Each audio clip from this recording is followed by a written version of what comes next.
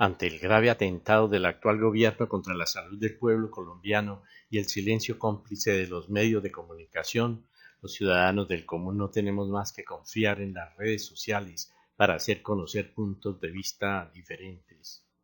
En esta presentación quiero explicar cómo ha sido el proceso de construcción y la actual tentativa de destrucción de un sistema que en su momento la Organización Mundial de la Salud, en su informe del año 2000, lo declaró como uno de los mejores del mundo. ¿Quiénes son los dueños de las EPS? Personalmente, en una entrevista de televisión, escuché a un dirigente del gremio médico afirmar que detrás de este negocio había multinacionales ávidas de lucro. ¡Qué vergüenza! En el régimen subsidiado se observan muchas siglas CCF, Cajas de Compensación Familiar. Son entidades ampliamente conocidas sin ánimo de lucro. Igualmente hay múltiples cooperativas, mutuales, EPS indígenas y EPS públicas. Con la Ley 100 se movilizó el sector de economía solidaria, cajas de compensación familiar, cooperativas, asociaciones mutuales, cajas de previsión, gobernaciones, alcaldías, todas sin ánimo de lucro. Por ejemplo, las comunidades indígenas se movilizaron y constituyeron EPS propias, al igual que asociaciones y mutuales, llevando servicios no de caridad, sino derivados de un derecho al campo y a las regiones más apartadas de Colombia. Cajas de previsión como Convid y Capricón se convirtieron en EPS. En el año 1996, la Gobernación de Antioquia contrató un estudio realizado por la Universidad de Antioquia sobre la viabilidad de una EPS departamental. Capital Salud EPS de Bogotá surgió de la alianza entre el distrito y la EPS Salud Total. En el 2012, Iván Jaramillo, interventor de la EPS Cóndor, presentó con base en su estructura la creación de una EPS territorial. A todo esto nos referimos como la movilización del sector de economía solidaria. Desde luego ha sido un aprendizaje y por lo tanto lamentablemente no ha sido ajeno a la corrupción y a la politiquería, aspectos que eso sí han sido del interés de los medios. Igualmente en el régimen contributivo las cooperativas y las cajas han tenido un papel preponderante. Saludcop, cooperativa de segundo grado, Comeva, del sector cooperativo, la nueva EPS, de cajas de compensación familiar, son las EPS con el mayor número de afiliados e entidades lógicamente sin ánimo de lucro. El sistema colombiano fue calificado por la Organización Mundial de la Salud en su informe del año 2000 como el más equitativo del mundo en su sistema de financiación, número 1 entre 191 países. En Colombia se cotiza según la capacidad y todos obtienen el mismo servicio. Jamás los medios de comunicación han destacado este logro. Y en el desempeño global, la Organización Mundial de la Salud ubicó nuestro sistema como el 22 entre 191 países, es decir, como uno de los mejores del mundo y el mejor de América por encima de Canadá, Estados Unidos, México, Cuba, Costa Rica, Brasil, Chile, Argentina, y como se observa, mejor que el de países como Suecia, ranqueado en el 23. ¿Por qué estos logros son desconocidos? Veamos primero qué es un sistema de aseguramiento. La Ley 100 de 1993 estableció un sistema de aseguramiento universal en el cual todos tenemos derecho a recibir los mismos servicios definidos en el Plan Obligatorio de Salud POS, independientemente del aporte por cotización. Es importante destacar que, por ejemplo, un ejecutivo que cotiza 1.000.000 de pesos mensuales, el 12,5% de su salario, digamos, tiene derecho a los mismos servicios que el que cotiza 100.000 pesos mensuales o el que no cotiza y su UPC es subsidiada. Un sistema de aseguramiento se caracteriza por cubrir eventos que no dependan de la voluntad del asegurado, como son las enfermedades y los accidentes. Los demás eventos deben ser cubiertos por las entidades territoriales en sus políticas de salud pública. Todos tenemos derecho a recibir servicios de mediana hotelería y mediana tecnología y a los explícitamente señalados en las normas legales en un plan obligatorio de salud. Existen listados de procedimientos y de medicamentos específicos. La UPC que recibe cada EPS para atender a cada persona se denomina unidad de pago por capitación y es en promedio en el 2016 aproximadamente 55.000 pesos mensuales. Con 55.000 pesos mensuales por persona, las EPS deben atender todos los servicios del POS. La única forma de administrar una EPS sin pérdidas operacionales es contar con adecuados indicadores de gestión y un equipo médico que colabore en el diseño e implementación de guías de atención y de protocolos que garanticen la mayor calidad posible de los servicios dentro de las limitaciones financieras. En el sistema de aseguramiento, las cotizaciones y otros recursos se consignan en un fondo denominado Fondo de Solidaridad y Garantía FOSIGA, y de él se extrae la UPC destinada a la EPS para la prestación de los servicios del POS. Es bueno anotar que, por ejemplo, las enfermedades congénitas del recién nacido están cubiertas por el POS. Ninguna EPS puede rechazar una solicitud de afiliación por motivos de salud.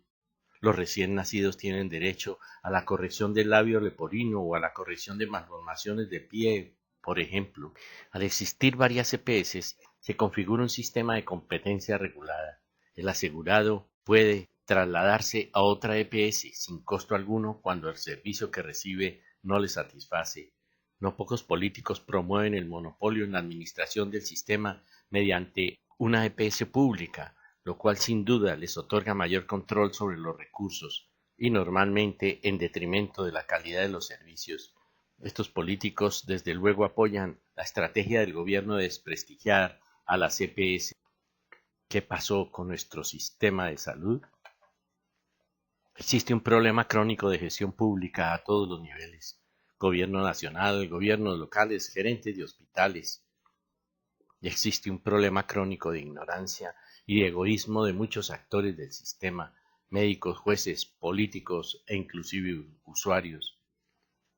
El egoísmo te mantiene insaciable en lo que puedes obtener y no te permite disfrutar lo que puedes lograr con los demás. Pareciera que el símbolo patrio del cóndor de los Andes nos representara en su característica de ave de rapiña y carroñero, en lugar de representarnos en la majestad de un vuelo libre en conjunción con la naturaleza y en función de un servicio a la comunidad. El sistema de salud colombiano se ha deteriorado aceleradamente ante la negativa del actual gobierno a pagar las deudas que tiene con las EPS, colocando a todas las instituciones al borde del colapso, utilizando estrategias para evadir su responsabilidad, como el desprestigio de las EPS y la liquidación de Saludcop, con la cual tenía la mayor deuda, y como si fuera poco vendiendo sus clínicas, atentando gravemente contra la salud de los colombianos. Además, la UPC que se reconoce en el 2016 a las EPS es absolutamente insuficiente, afectando gravemente la salud de los colombianos. En el 2016 es notoria la crisis hospitalaria, la crisis en los servicios de urgencias y el incremento de las listas de espera. Para el 2016 la UPC es notoriamente insuficiente ante el incremento del costo de los insumos y el incremento en la demanda de servicios. El 14 de agosto de 2014 se pagaban 1.883 pesos por un dólar y el 14 de agosto de 2015 2.966, incremento del 57% que afecta desde luego los insumos importados. El gasto en salud en relación al PIB es mínimo y está al nivel de países con menor desarrollo. En el informe de la Organización Mundial de la Salud, OMS, año 2000, era del 9.3%. En el 2011 del 6,5%, y algunos cálculos muestran una tendencia a la baja, bordeando el 5% en el 2016. ¡Qué vergüenza! La UPC de cobertura universal para 50 millones de colombianos sería del orden del 3,5% del PIB, 660.000 pesos anuales de UPC por 50 millones de habitantes equivalen a 33 billones de pesos, el 3.5% del PIB. Destinando a salud el 8,5% del PIB, se podría incrementar la UPC en más de un 50%. Este incremento se podría asignar a las entidades territoriales para fortalecer la atención primaria. Es un proyecto que se podía implementar en los próximos años. A partir de la Ley 100 de 1993 se constituyeron tres pilares fundamentales del sistema de salud: el sistema de aseguramiento universal, encargado de la atención por enfermedades o accidentes; la salud pública, a cargo de las entidades territoriales; Las entidades territoriales están encargadas de la prevención, el tratamiento y el seguimiento de las enfermedades endémicas como la tuberculosis, la lepra, la malaria, el Zika, y de los servicios de promoción y prevención. Si bien es cierto que las EPS reciben un 10% de la UPC para ciertos programas, la promoción y prevención de mayor impacto está a cargo de las entidades territoriales. Otros servicios, como el gasto privado de seguros y medicina prepagada, y el gasto de bolsillo, gasto directo a cargo del usuario cuando acude a un servicio. Es bueno anotar que antes de la Ley 100, el gasto de bolsillo era del orden del 50% del gasto total, y actualmente es de los más bajos del mundo. Esto se puede constatar fácilmente a través de Internet. Y los servicios derivados del gasto no POS. El pésimo manejo de los servicios no incluidos en el plan obligatorio o servicios no POS por parte de los gobiernos, del Congreso y de los magistrados y jueces ha sido el detonante de los graves problemas financieros del sistema. Ya en el año 2008, ante la negligencia del Congreso para evitar los abusos en la acción de tutela mediante una ley estatutaria y normas pertinentes, y la vigencia de la absurda norma de exigirle a las EPS que cancelaran servicios no incluidos en el POS con recursos destinados al POS, lo cual siempre ha configurado un peculado legal pero abiertamente inconstitucional, la situación era crítica y la avalancha de órdenes de los jueces que implicaban un gasto ascendía a más de medio billón de pesos que el FOSIGA, el Estado, adeudaba ya a las EPS.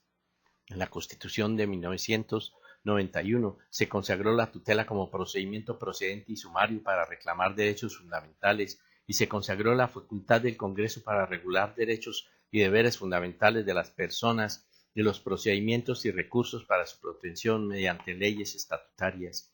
La tutela es una excelente herramienta para garantizar los derechos fundamentales, pero no se pueden permitir abusos.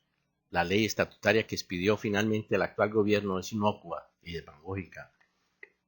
Por ejemplo, en el 2015, el ministro denunciaba los abusos del no POS. Decía, formulan hasta patines. No, señor ministro, el problema no es que lo formulen. El problema es que un juez ordene el gasto a cargo del no POS, es decir, que todos los colombianos tenemos que pagarlos, porque el gobierno, y entiendo que el ministro es parte del gobierno, no ha sido capaz de emitir normas que eliminen los abusos de las tutelas. ¿Qué pensar de audífonos de 60 millones sin ni siquiera consultar la capacidad de pago del usuario como ordena la jurisprudencia? Año 1997, la época dorada del sistema de salud y de la Corte. La sentencia SU 480, magistrados como Carlos Gaviria, Alejandro Martínez, José Gregorio Hernández, Vladimiro Naranjo, establecían el derecho a la salud y el derecho a la seguridad social. Son derechos prestacionales propiamente dichos que para su efectividad requieren normas presupuestales, procedimiento y organización que viabilizan y optimizan la eficacia del servicio público y que sirven además para mantener el equilibrio del sistema.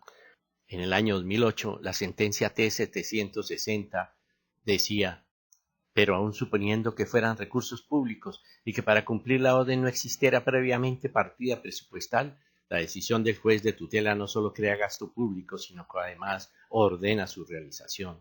¿Qué tal el compromiso ciudadano de estos magistrados con los recursos del Estado? ¿Qué ejemplo para las nuevas generaciones? ¡Qué tristeza! Todos tenemos que velar para que los recursos públicos sean sagrados.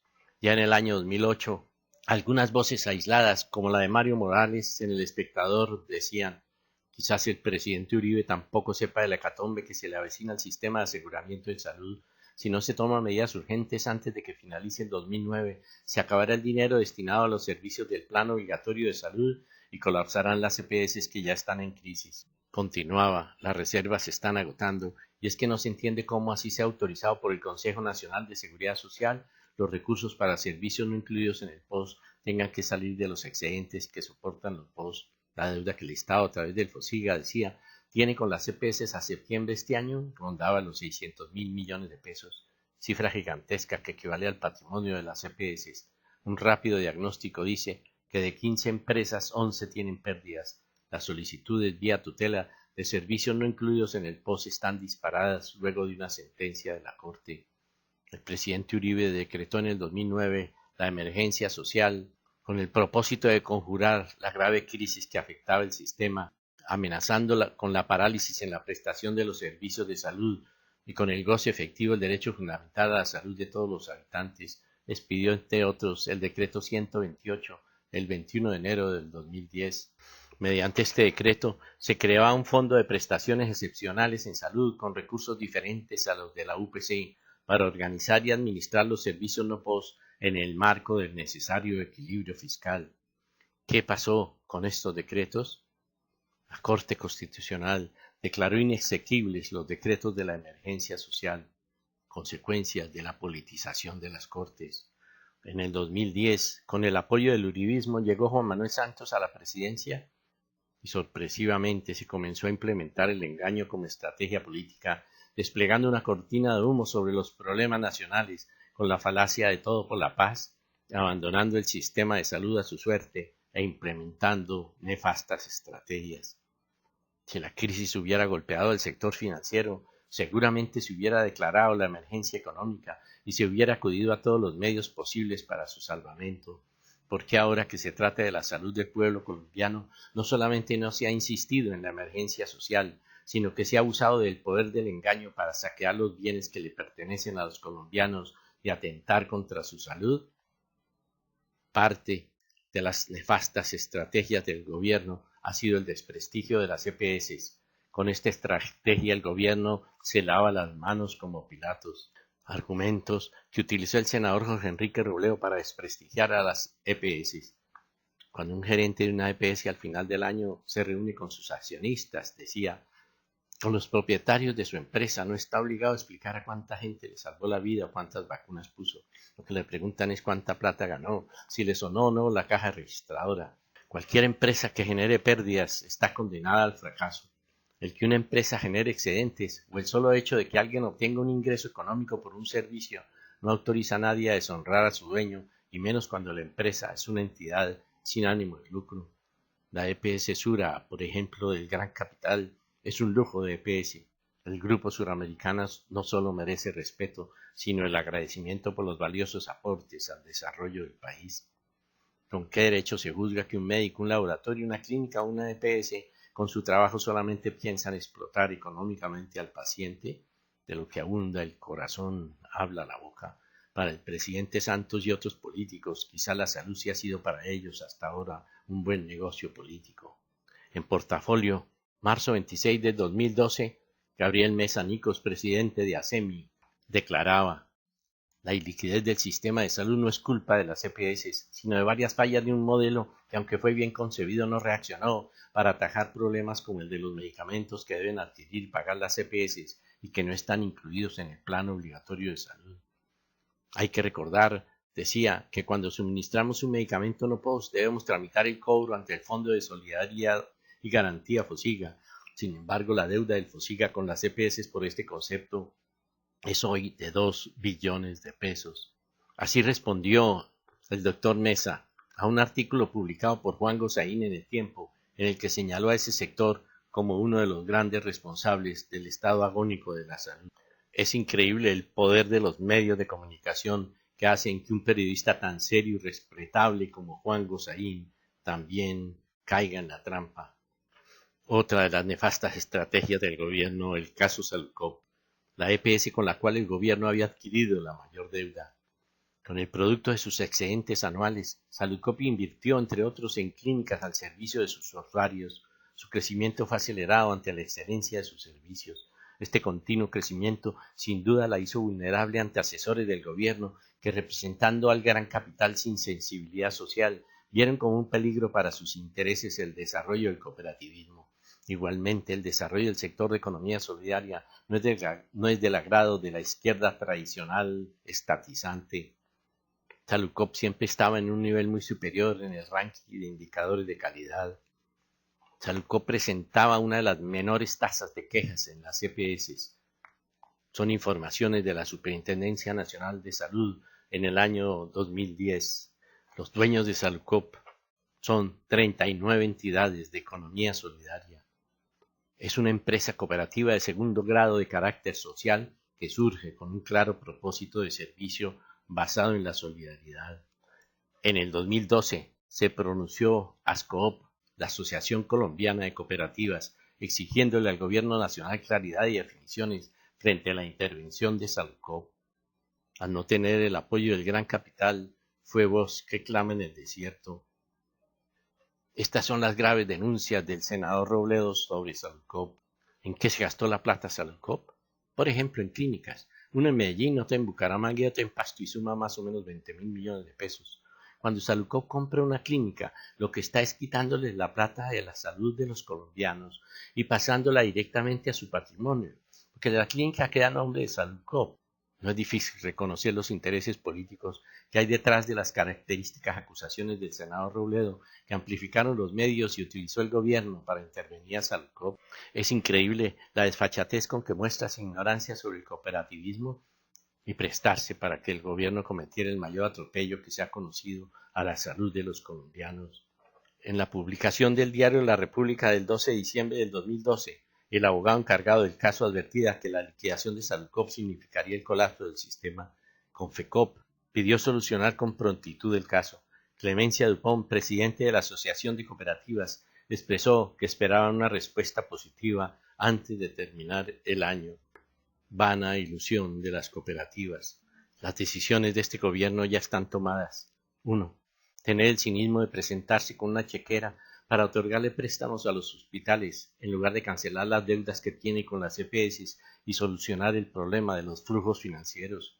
2. No devolverle Salcop a sus legítimos dueños, el sector cooperativo, para de esta manera no cancelar su deuda con la EPS y, como si fuera poco, vender sus activos, clínicas de miles de millones de pesos, para incrementar el fondo del posconflicto, perjudicando gravemente la salud de los usuarios de la EPS, 4 millones de colombianos y al sistema en general. 3. Expedir una ley estatutaria inocua que no impide el abuso de las tutelas ni hace aportes para solucionar la crisis. 4. Mantener la UPC a un nivel insuficiente, agudizando la crisis hospitalaria. El atentado contra la economía solidaria y la salud de los colombianos es enorme y faltan 2 años de este nefasto gobierno. No es justo, siempre los más débiles son los que sufren las consecuencias. Los ministros tienen medicina preparada. El uso de la capacidad del Estado para la contratación directa ha sido otra de las nefastas estrategias del gobierno. Es notorio el uso de la capacidad del Estado para la contratación directa, condicionando el uso de las comunicaciones al mejor estilo de los enfermos del poder, que históricamente le han hecho tanto daño a los países que han caído en la trampa del engaño. Una cosa es notoria, es urgente la democratización efectiva de los medios de comunicación para que los colombianos reciban información veraz de medios libres de ataduras económicas y políticas, así como retomar el impulso al sector de economía solidaria, si queremos responder a los enormes desafíos de controlar el ánimo de lucro del gran capital y el ánimo desmedido de poder inherente a la demagogia populista. La paz se construye día a día y con justicia social. Rendimos homenaje a Juan Luis Londoño, que en paz descanse, principal artífice del que fue un excelente sistema de aseguramiento en salud.